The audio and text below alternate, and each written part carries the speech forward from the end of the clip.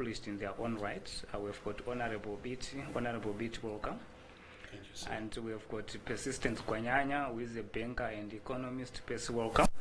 Thank you for having me. To help us kickstart this discussion, start with Honorable Biti to give us the legal explanation of this statutory instrument vis-a-vis the current reforms that we've been seeing happening in this country. Well, thank you very much. Yeah, so firstly, there's a misnomer. There is an assumption that SI212 of 2019 is the one that demonetizes the regime of multiple currencies. In fact, it's not. As you know, that was in fact done by SI212 of 2019 on the 24th of June 2019.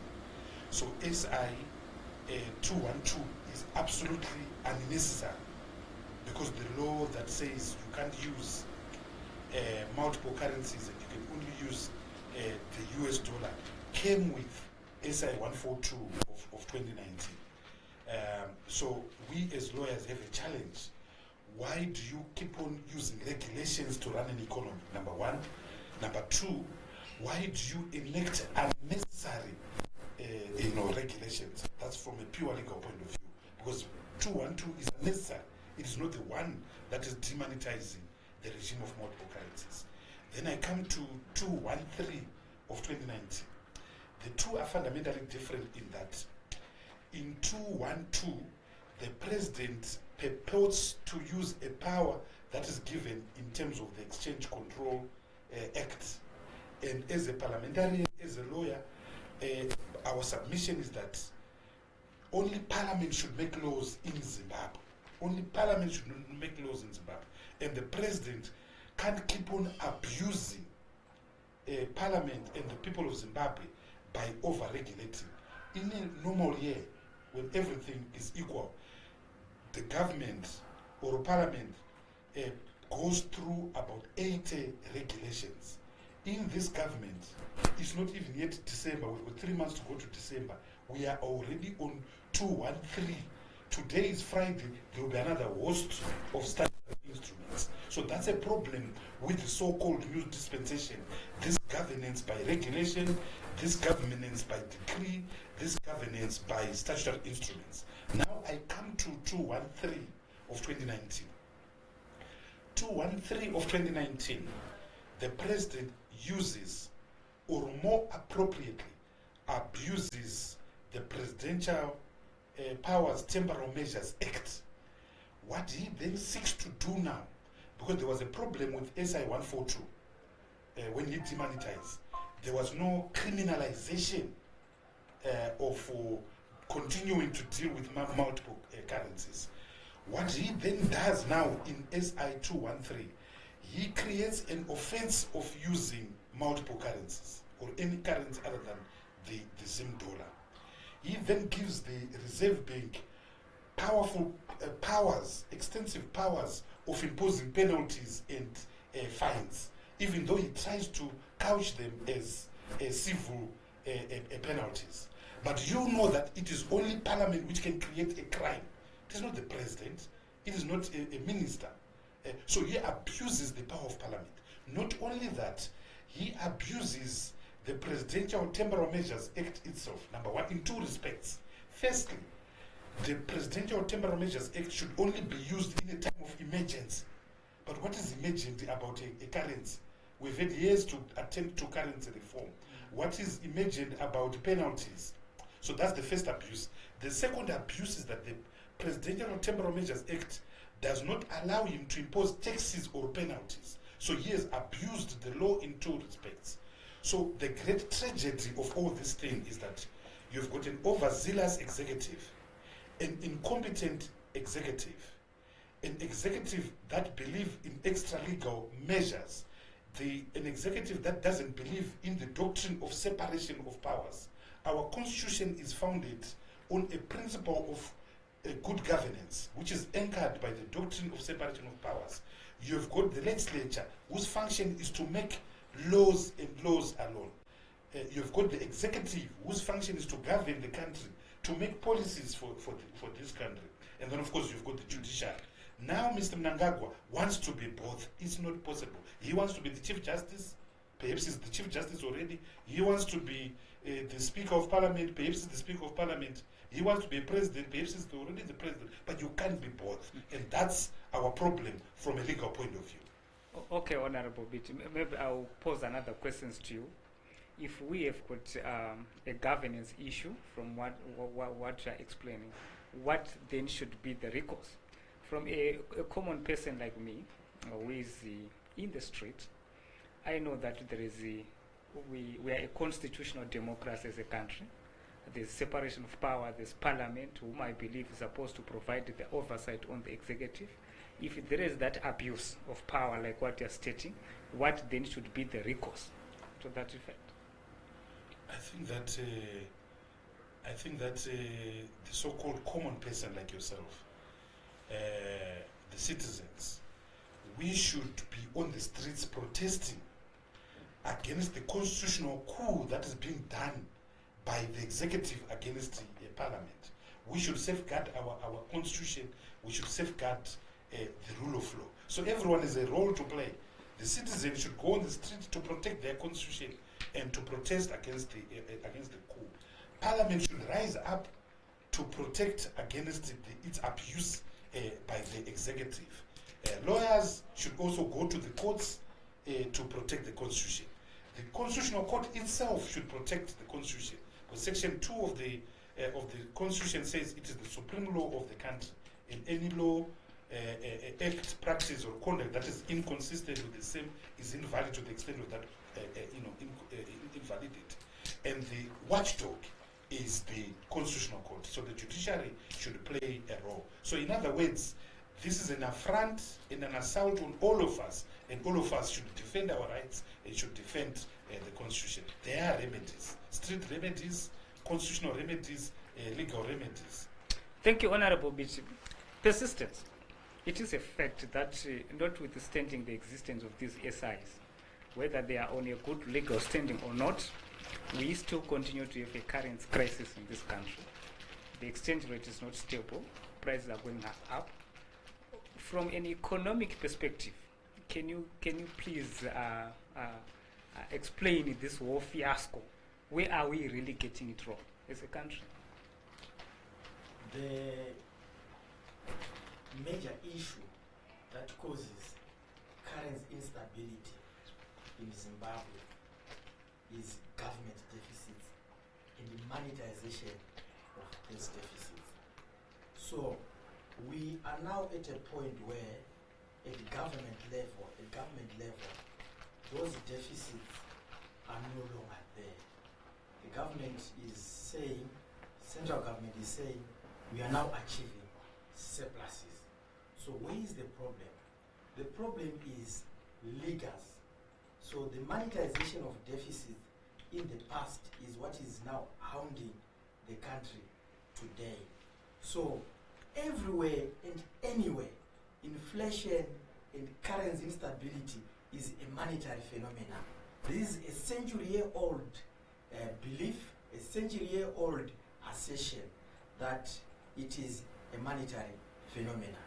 We cannot talk about production at the moment because production is a permanent problem of the country.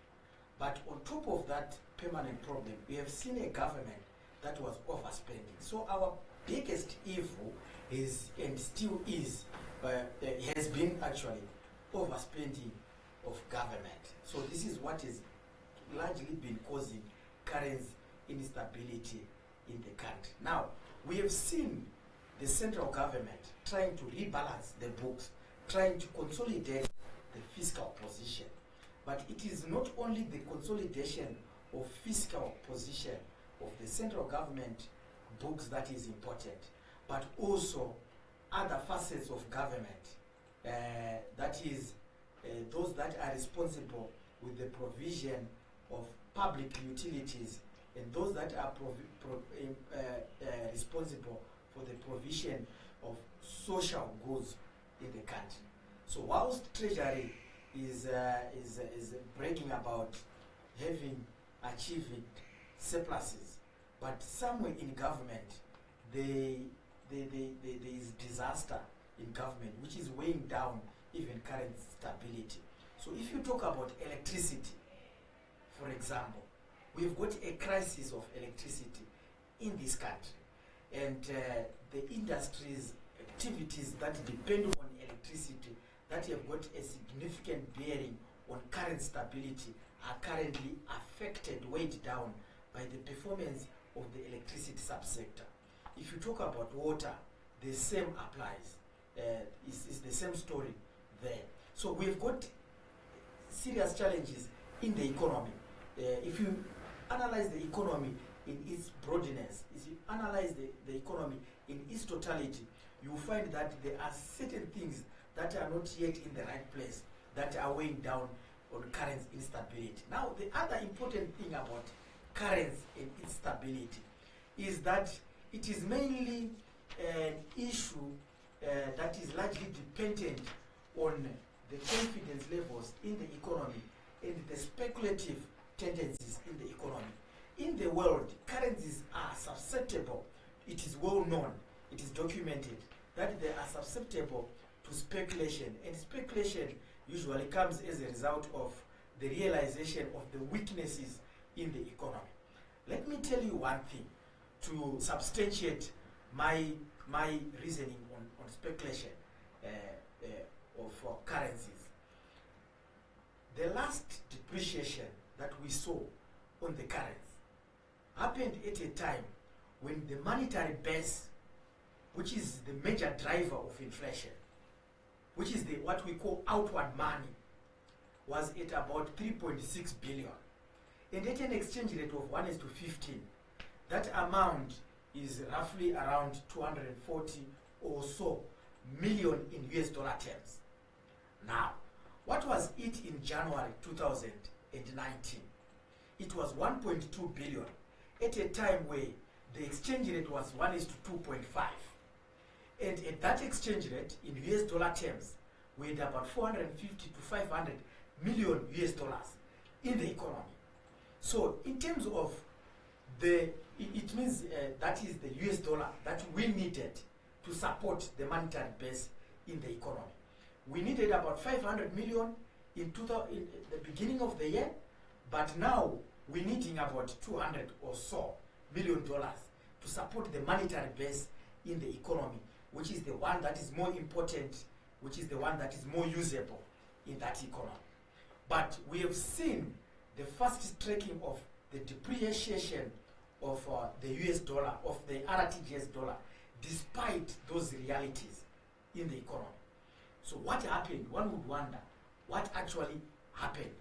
So you cannot escape the thinking of speculation is one of the issues that caused the depreciation of our local currency. But speculation around the structure of the economy, speculation around the so-called cartels in the economy.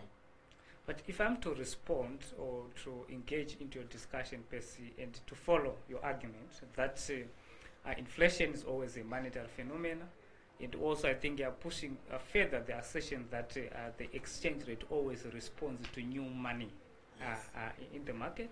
You also pointed to the fact that there is now zero or no further monetary accommodation of budget deficits. Yes.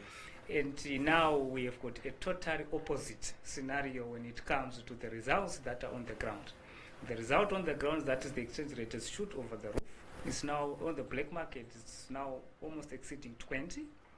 And the interbank rate is also following suit, by the way, in that regard.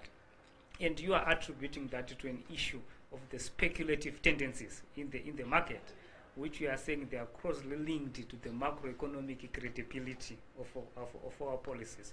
Now we've got a question of confidence here from what you are asserting, which is an intangible.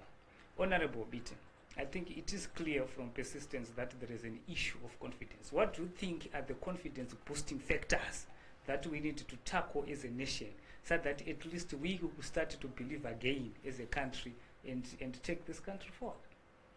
Well, thank you very much. Let me just speak briefly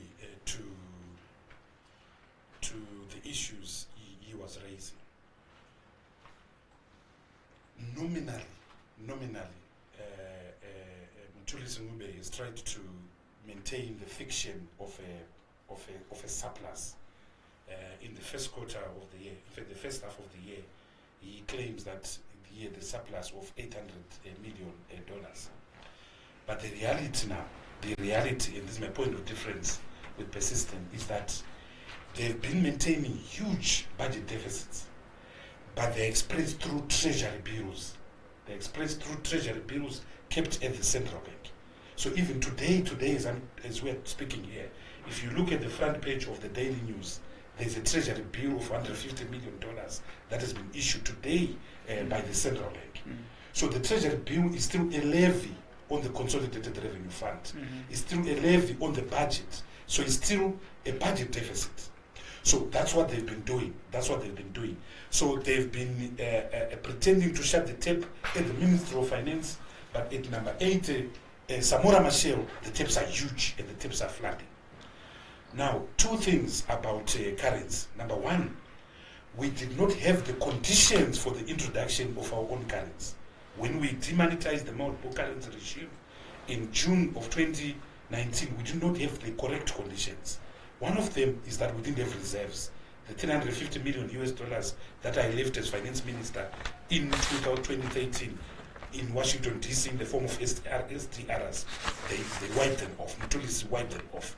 Number two, there's no productivity. You need a functioning economy that will export to have a currency on its own. There's no productivity. The growth rate this year is going to be, in my own calculations, about minus 8.5%. Most economists agree that it will be around minus 7%. I'll be curious to know what Persistence thinks about that. But the bottom line is that there's no productivity. Third, we don't have a current account. A current account is really your money. Your currency at the end of the day is a relationship between your exports and your imports. Now, if you have a situation we have here right now, that every dollar that comes into Zimbabwe in the form of export earnings, $5 are going out as imports, then you've got a terrible mismatch. So that will just put a downward pressure on your currency and it will go down. Then the issue of confidence, which I'm going to speak to. But allow me to very quickly say that we shouldn't have demonetized the regime of multiple currencies. We should have stuck with the regime with the US dollar, to put it crudely. Yeah, but he makes a very important point, which is the fact that there was an increase in base money. There was an increase, in other words, they printed money. So when you print money, too much money chasing too few goods, the rate goes up. So what they did was, these people have been issuing treasury bills. And when they had a monetary policy on the 20th of February 2019, all the treasury bills in this country, if you had a treasury bill of $1 billion, you suddenly woke up with a treasury bill of 1 billion Zimbabwean dollars. You are listening to me. Exactly. A haircut took place. But there are cartels now, in particular Secunda, it was issued with treasury bills worth around $366 million in February of 2019.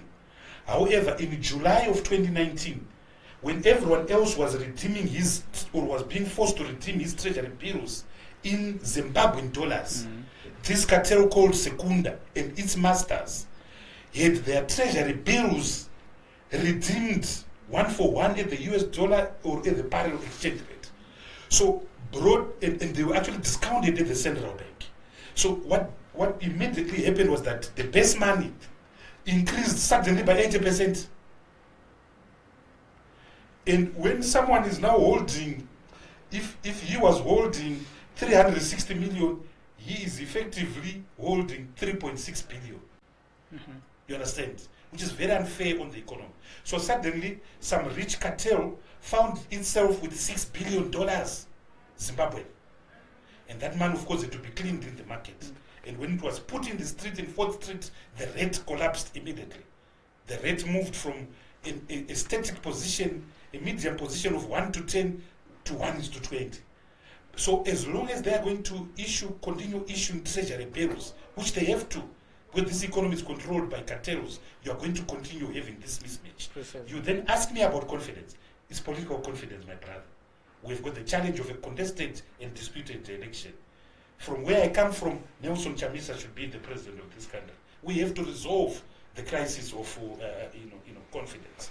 But it's not just the political legitimacy that is an issue in Zimbabwe. It's not just legitimacy that is arising out of the contested election of the 30th of July 2018. We now have performance legitimacy. This government has failed and failed in absolute terms. We've got power cuts of 18 hours. Who does that? Doctors are on strike for 65 days. In a few weeks, it will be 100 days. People are dying because there are no doctors. Who does that? There are no drugs in shops. Who does that? There is no fuel everywhere. Who does that? There is no bread in the streets as I'm talking to you. Who does that? Even when you get the bread in coma persistence, it costs $12. Who does that? So we are run by a cruel, clueless government. Mr. Mnangagwa is in France as I'm talking to you right now, traveling on a jet that costs $74,000 an hour. He went and donated $1 million at the Global Health Fund. If he had taken that $1 million and given the young doctors who are on strike, the strike will be resolved. So we have got two key things here: political legitimacy and performance legitimacy. We are run by a clueless, incompetent, totally bankrupt, totally devoid government led by Mr. Mnangagwa and Mutuli Singule. Thank you, Honorable. We will further the debate on the political question to this fact. Persistence. We have got these SIs. Effectively, it is now illegal to do domestic transaction in a foreign currency. But what is evident in the market is that this is still persisting. It's still happening even today. But I want you also to tell me what is the likely economic effect on this one. Are we not going to see a lot of economic agents opening offshore accounts, having business happening here, but the actual payments happening elsewhere, not in Zimbabwe? And what will be the effect to that? Because there seems to be an agreement to say the fundamentals are not right. You alluded to the fact that there are structural issues to do with this economy and so forth. Where are we heading to? Are we not going to lose more through this kind of SIs? Re-dollarization happen as a result of volatilities in the currency. Who would want to hold a currency that is volatile? Today's value is different from tomorrow's value. So to preserve value, you would need to hold a currency that is known and proved to do so.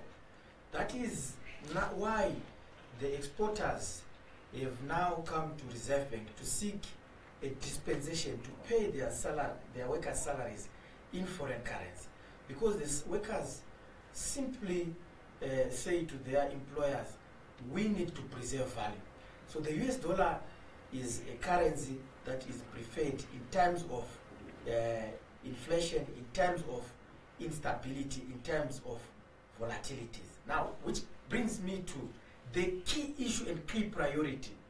When you have determined to use your own currency, you should know that it comes with certain requirements, your own currency, certain things that you need to do to stabilize your own currency.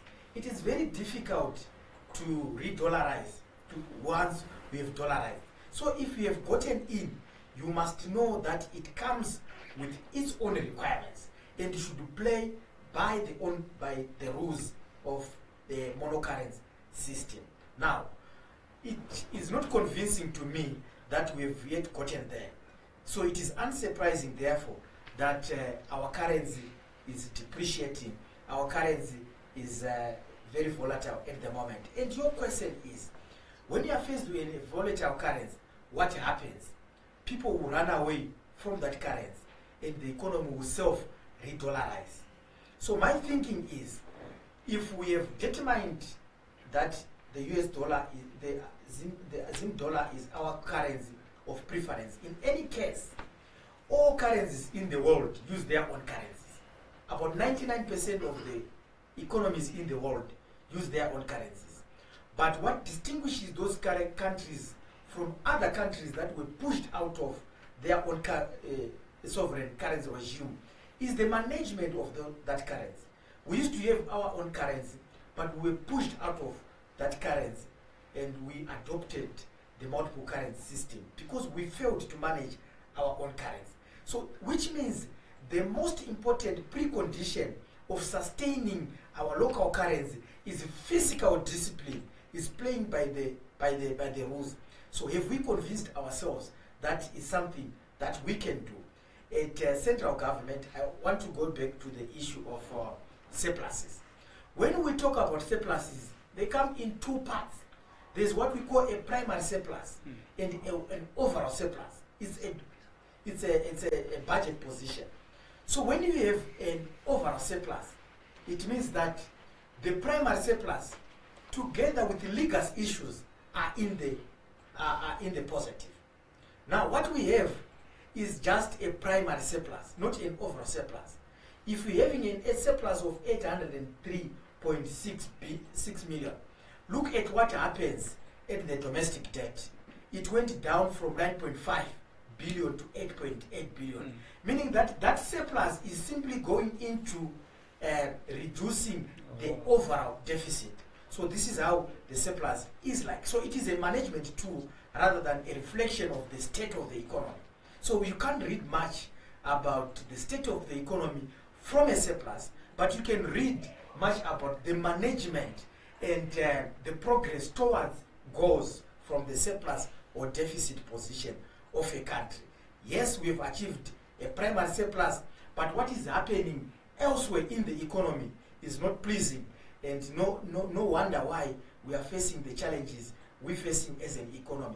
That we don't have electricity, that we have got intermittent supply of water is a confidence destroying, and currency is 60% confidence. So if people don't have confidence coming from the issues that are surrounding them, the circumstances that are surrounding them, it means that even they will not even have our confidence in their own currency. So that currency is not going to hold. So your question you asked me is, what is your projection about that currency? Really, what is happening? Whilst we have formally de-dollarized, we still have people indexing. So they've got ways of pricing in US dollars.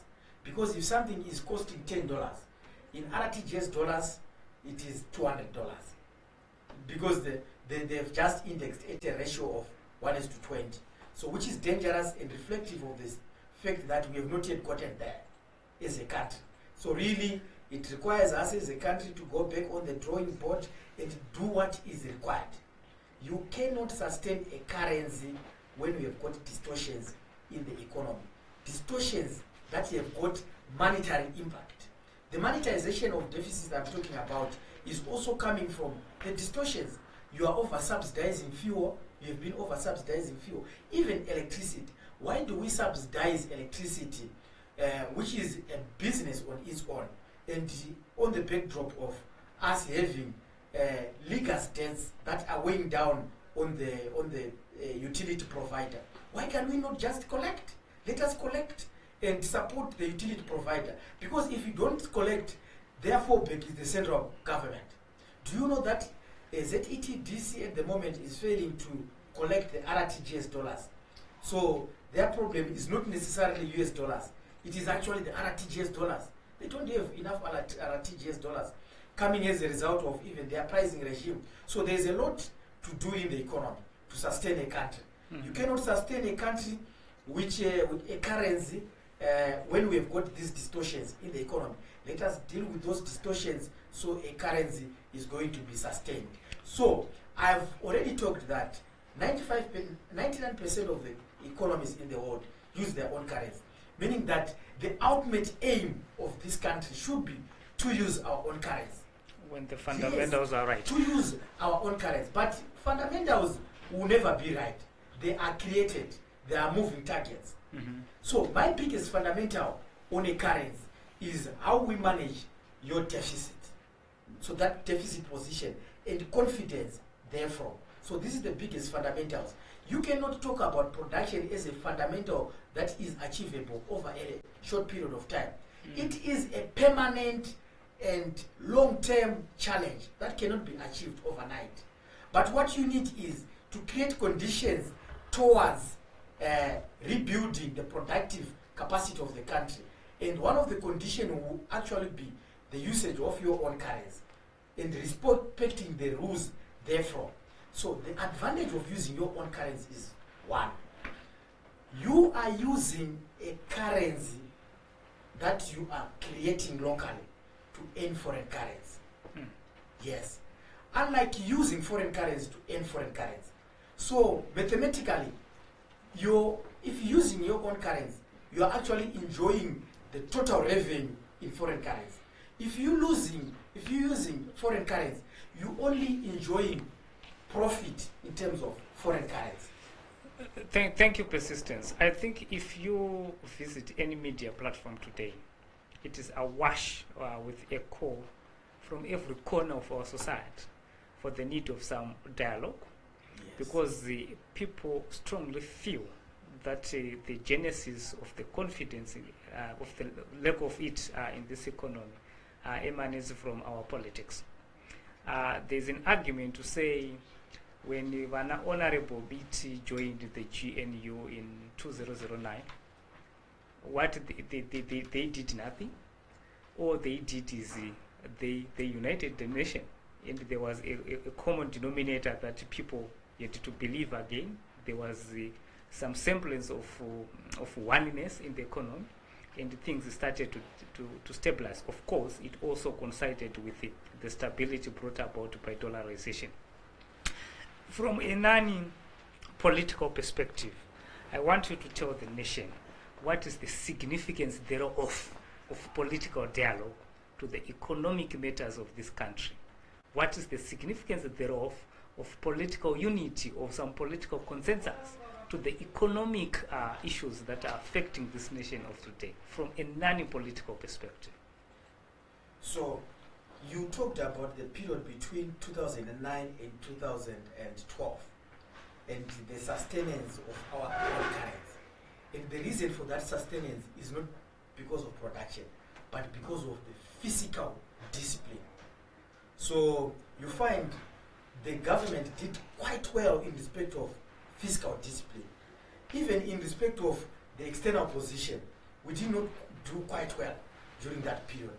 But in terms of the domestic position, we did quite well during that period.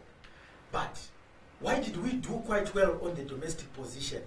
Because we had some measure of restraint, we have some measure of accountability as a country. The Honorable talked about the governance system which does what it just wants. So during that period, we've got a governance system that was more accountable. Deficits are created by the central government. They are not created at the Reserve Bank. They are created by the central government. The deficits we're talking about. So if we have got an executive that bulldozes the parliament, we will encounter the challenges we're facing as an economy. Do we know that, he talked about constitution and constitutionality. Do we know that, and talked about it as the prime law of the country. Do we know that we have got it in the constitution that this government should not spend, should not accumulate debt 70%, more than 70% of its GDP? Yes. Where was it? The laws are there. Like what you're explaining, to cut you short, the laws are there. Yes. You are explaining them. Yes. When Honorable Biti, they are in Parliament, they know that these laws are there, but they are being violated left, right, and center. So we have answered the question.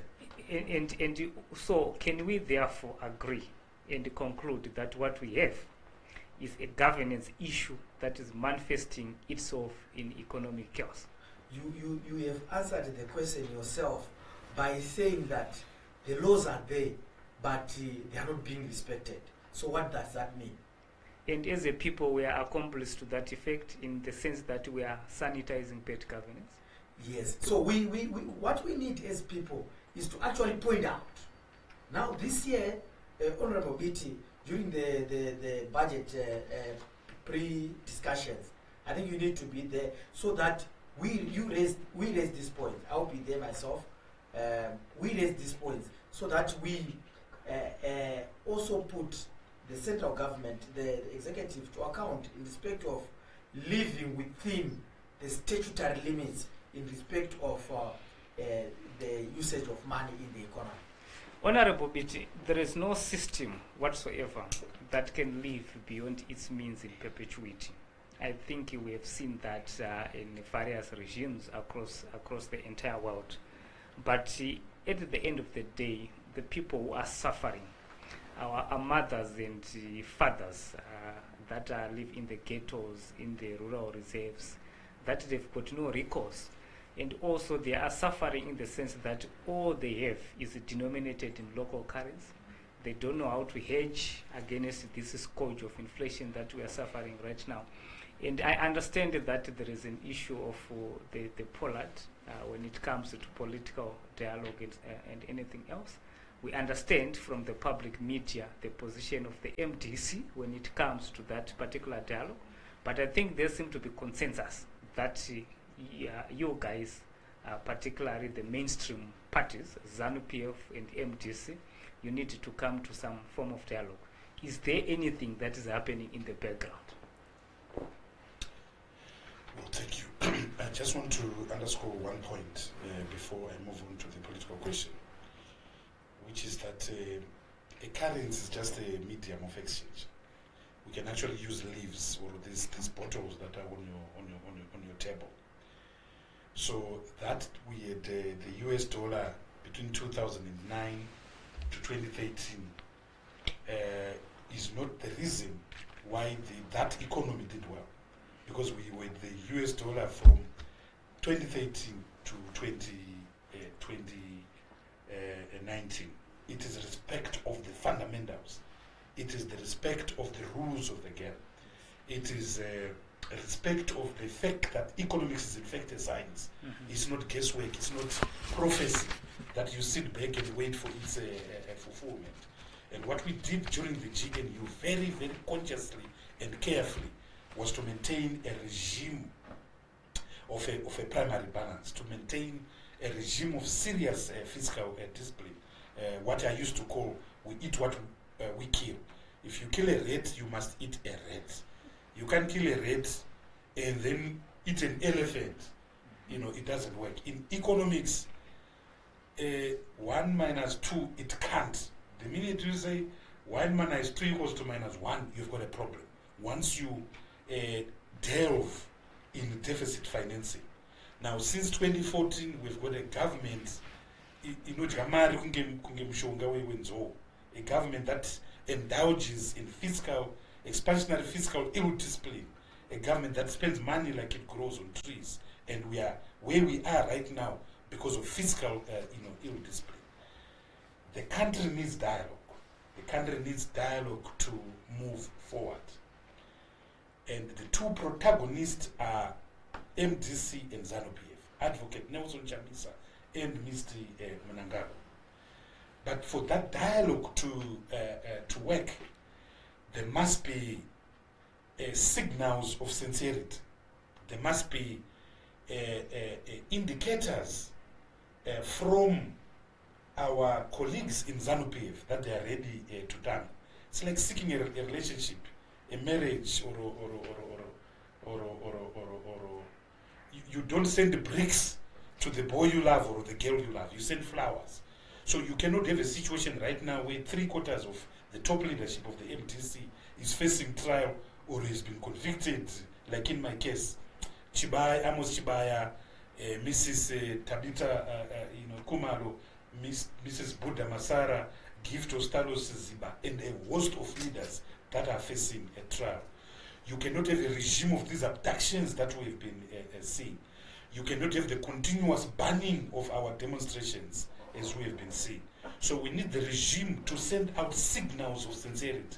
Those signals of sincerity are not there. That's number one. So in other words, create the necessary conducive atmosphere for a dialogue. It is not there at the present moment. Number two, we need the role of the Africans, in particular the Southern African Development Committee, SADC, the African Union. You need this external refereeing. We don't trust each other as Zimbabweans. So you need an external refereeing in the form of SADC, in the form of the African Union.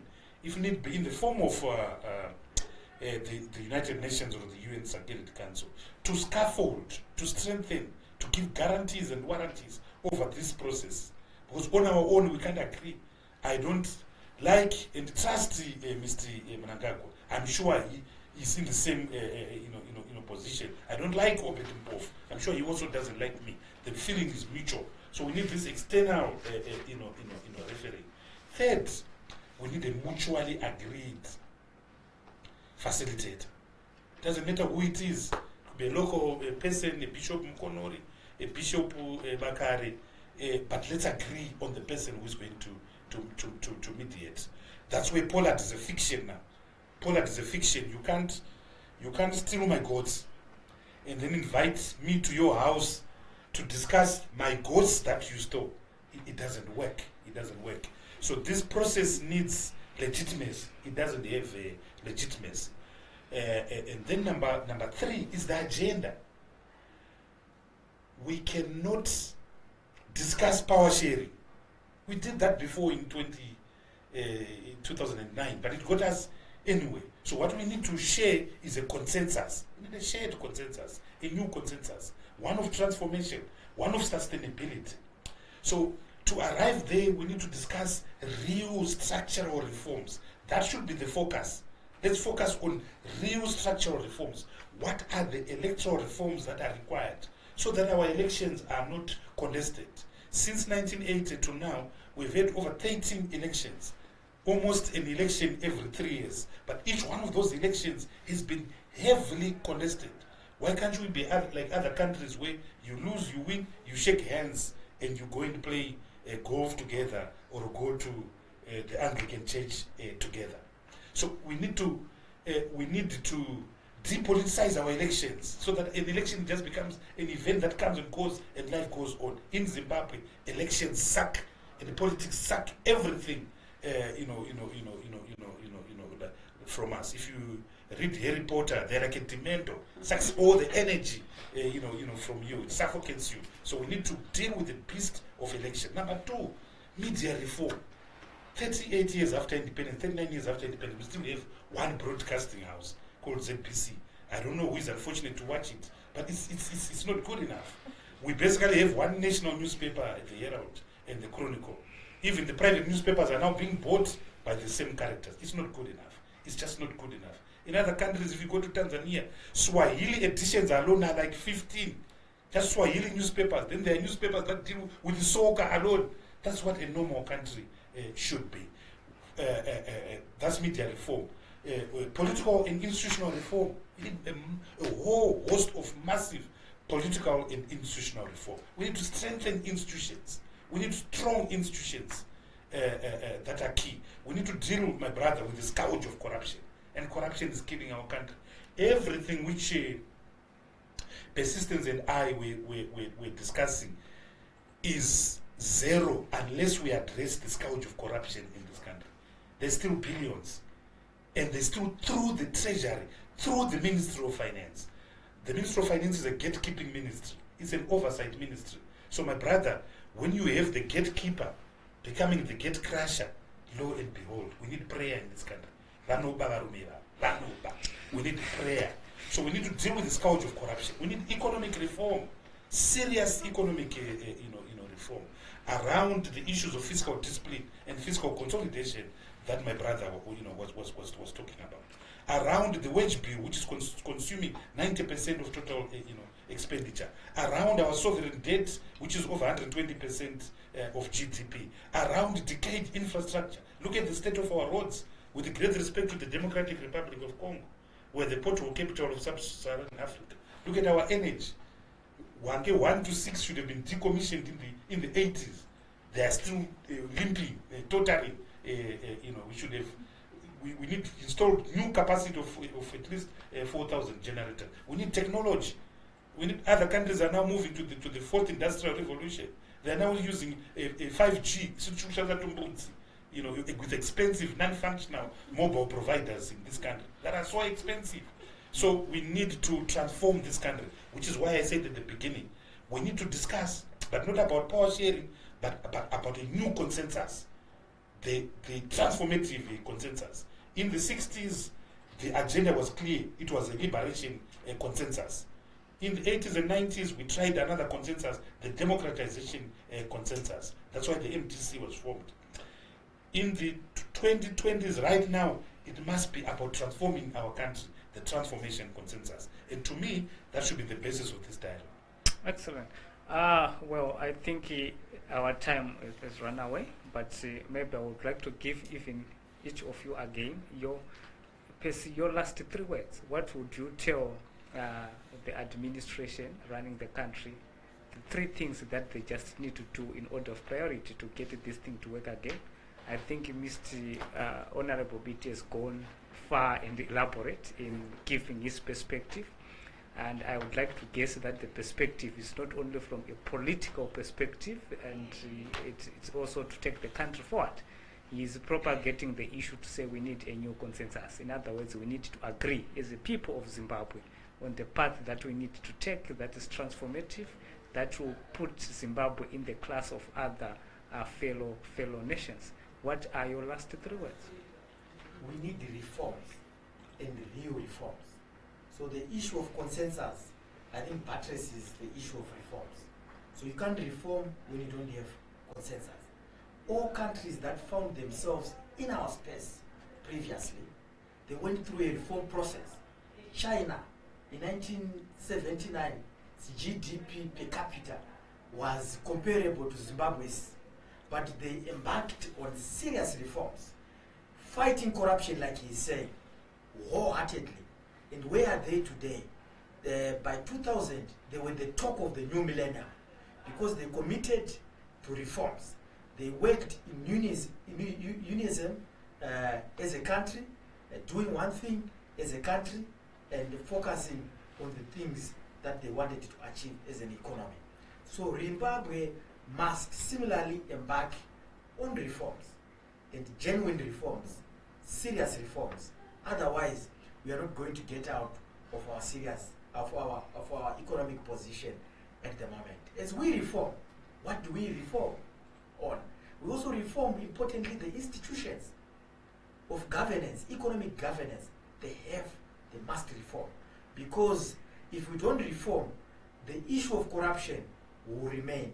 And like I said, corruption is weighing down the economy big time. So whatever effort we are doing in respect of rebuilding the economy, it is being plundered, these efforts, by corruption and other nefarious activities in the economy. So the word today, the communication today at policy level and to policymakers is that we need to reform not only the economy, it also means reforms cannot be limited to the economy alone. They also need to be spread to the political and social reforms of the country. So that is the biggest message today. Gentlemen, thank you very much for coming. I think this has been an exciting debate. I think what is clear is that we need to reform politically, we need to reform economically, we need to reform socially as a country. And I think it has also come out clear that we cannot print ourselves out of our problems. I think that is clearly causing the inflationary effects that we are seeing. We are also seeing that we cannot continue to govern this nation through statutory instruments when the fundamentals are not right. So we are likely to see further weakening of the local currency unless if we decide to deal with the concrete and hardcore matters that are affecting us. Thank you very much, and I think we've got work to do, everybody, even those that are at home, the media, the politicians, the economists, and also the business leaders. Otherwise, thank you. It is our country. We need to work on it. Thank you very much.